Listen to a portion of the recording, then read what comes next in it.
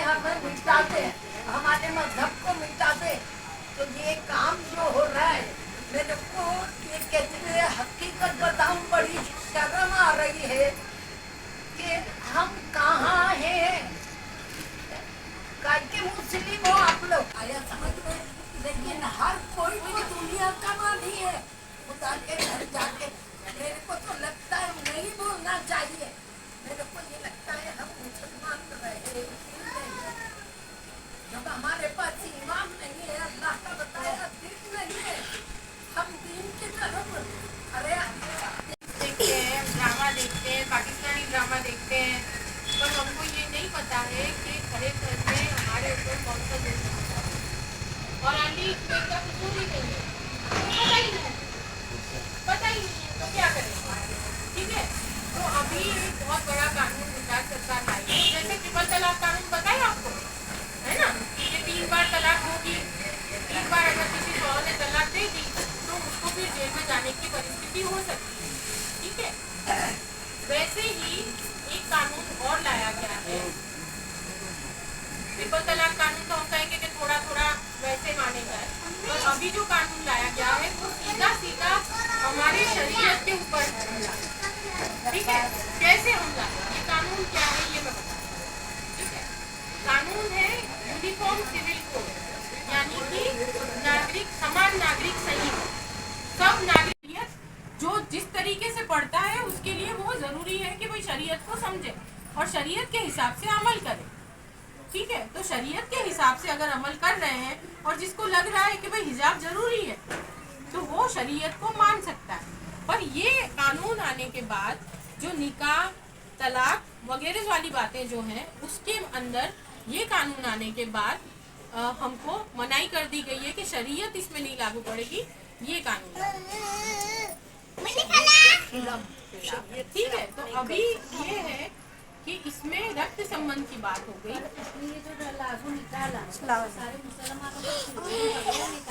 नहीं तो इसके ऊपर, अच्छा आप ये कह रही हैं, लेकिन इसके ऊपर बहुत बड़ी मुहिम चली थी, पूछा था आंटी, जो बहुत बड़ी मुहिम चली थी इसके ऊपर कि यूसीसी कानून को हमको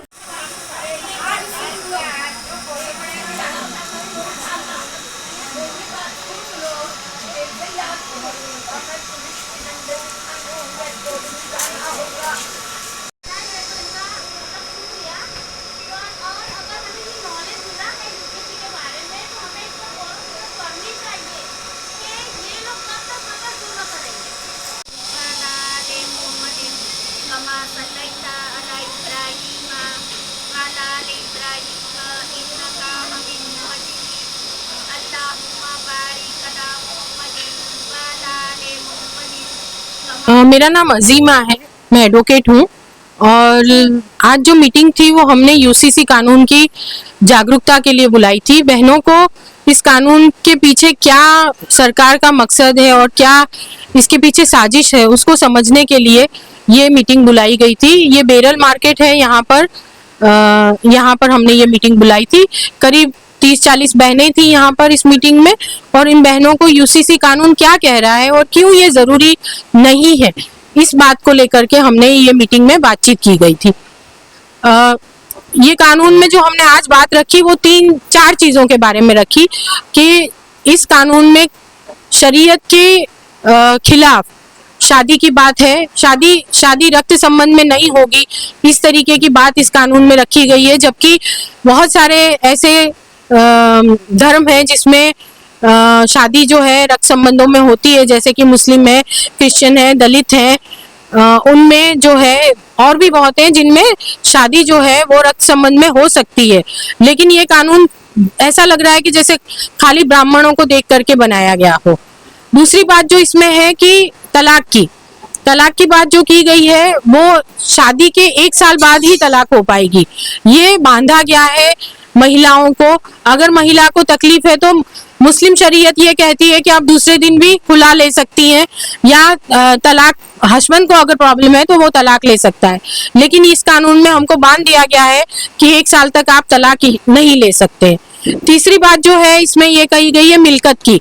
रसूल पाक ने जब ये इस्लाम धर्म बना तब से महिलाओं को शरीयत के हिसाब से महिलाओं को मिल्कत का अधिकार मिला हुआ है, जबकि भारत में जो दूसरे धर्म है उसमें महिलाओं को मिल्कत का अधिकार जो है बहुत बहुत बाद में दिया गया है। 2000 की सदी के बाद में दिया गया है। तो हम देखें कि रसूल पाक ने मिल्कत का अधिकार हमको बहुत पहले दे दिया है।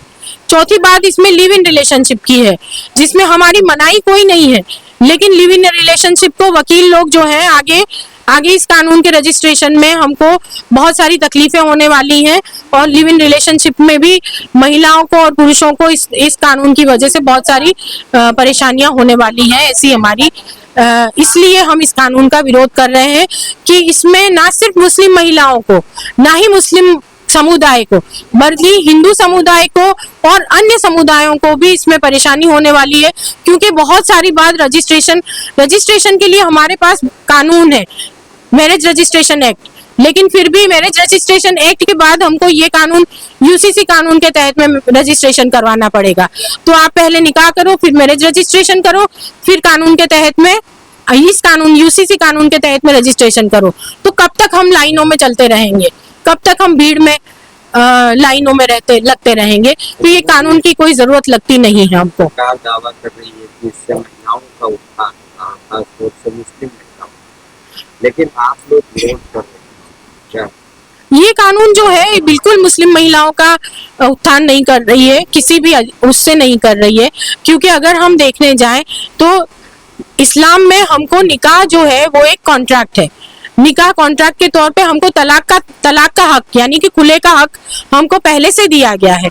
तो इस कानून में हमको कहीं भी वो हक नहीं मिल रहा है। हमको 1 साल तक बांध दिया जा रहा है, चाहे मुस्लिम महिला हो चाहे हिंदू महिला हो, उसको शादी में 1 साल तक बांध दिया जा रहा है।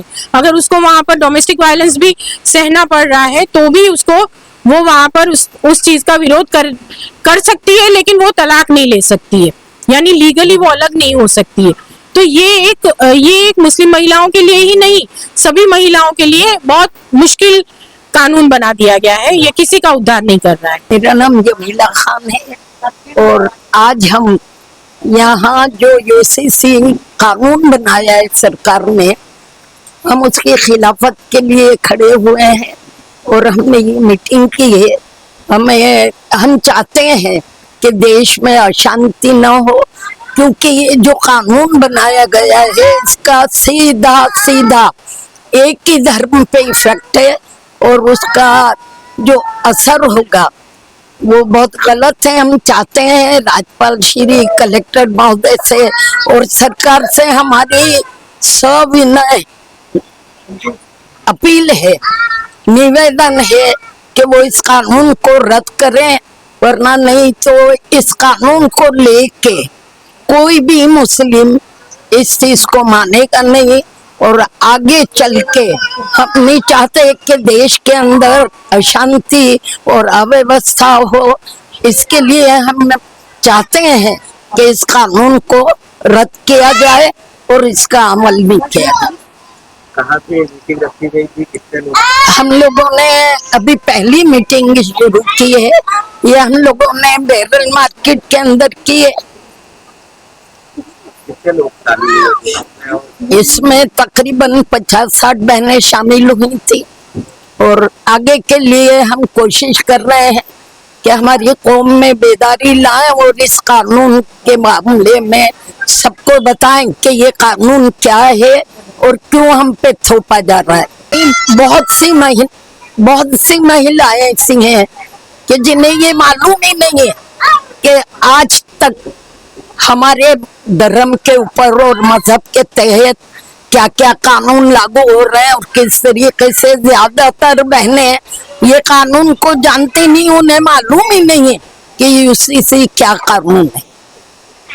ऐसे मीटिंग की और जरूरत महसूस होती है बहुत ज्यादा।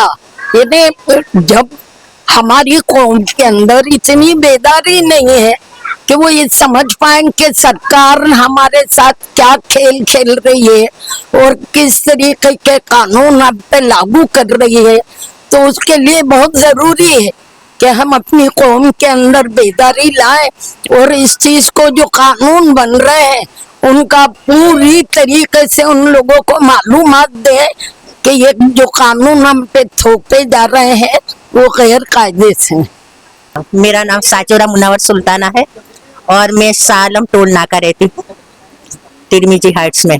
और आज की जो मीटिंग बुलाई गई थी यूसीसी के खिलाफ थी ना, इसके ताल्लुकात से थी आज, यानी कि बहनों को बेदार करना इसके ताल्लुकात से। तो इसमें जो शुरुआत मैंने करी थी, मेरे से ही शुरुआत हुई। तो इसमें है तो कुरान की है तो सूरह निसा, और सूरह निसा में ज्यादातर औरतों के हुकूक के बारे में है। तो इससे है तो 135वीं आयत, 136वीं आयत और 137वीं आयत से शुरुआत करी थी।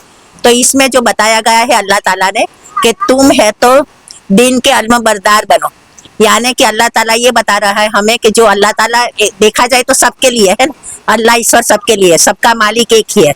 तो इसी ने यही बताया गया है कुरान में कि तुम दिन के अलमबरदार बनो, यानी कि सिर्फ दिन तुम्हारे तक महदूद ना रखो लेकिन सबको फैलाओ।